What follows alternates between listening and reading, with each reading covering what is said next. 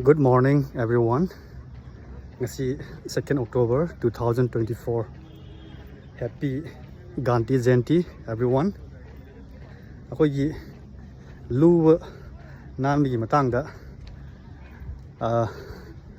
wakana maingon lai madudi akoina school karingi matamda 1990s da haitare koigi India da ahanba computer lakpada computer room je koigi temple ki type da torami haibadi computer du da practice tongna ba chang da koigi room du chang ringe da mapanda koigi khungup se lawthoga thamba si compulsory oirami tawdabya da thapa am oirami khungup fajan lawthoga adi mutung changa dori bani adi mutung da laibaka kallaga computer je sina ga dori bani sini koigi journey je evolution je.